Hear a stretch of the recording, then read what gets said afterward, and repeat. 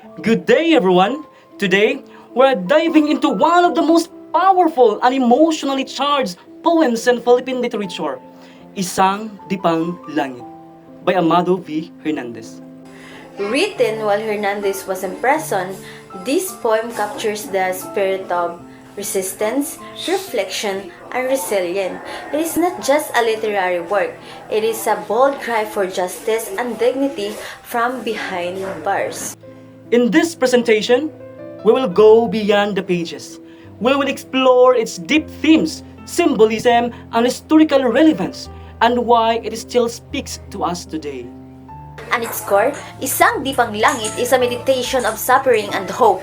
Hernandez reflects on his personal experience in prison, not with bitterness but with determination. His message is clear, even in the smallest of space like Isang Dipang Langit or an arm's length of sky. The human spirit can still find meaning and even inspiration. That small patch of sky becomes symbolic of freedom, imagination, and dignity. The poem suggests that physical confinement cannot imprison the mind or the will. Instead of despair, Hernandez finds purpose. He uses poetry as a weapon, transforming pain into protest. The message goes beyond personal reflection. Hernandez is calling on all oppressed Filipinos to remain strong, to fight, and to rise. He shows how even the smallest space, a prison cell, can become the battleground for truth. The poem is rich in symbolism and imagery. The Dipang Langit symbolizes both limitation and possibility. Each thin slice of sky, yet it opens the door to endless thought.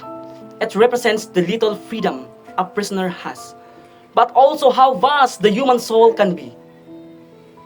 Another symbol is the writing itself. Hernandez turns his suffering into words. His pen becomes his protest. The cell becomes a space for creation, not the destruction. The contrast between the gray walls of the prison and the limitless blue sky above is powerful imagery. Hope against despair, vision against blindness. And even the silence in the poem speaks. It's the silence of injustice, but also the silence of contemplation. He is watching the world from his tiny window, seeing, feeling, remembering, and writing. Historically, this poem was written in 1950s when Hernandez, a union leader and social activist, was jailed on charge of rebellion. His incarceration symbolized the suppression of dissent during a turbulent political time in the Philippines. Yet, instead of breaking, Hernandez rose. The poem becomes part of the larger narratives of resistance literature, art created in the midst of oppression. It shows how the pen can challenge the sword and how literature becomes a voice for the silenced.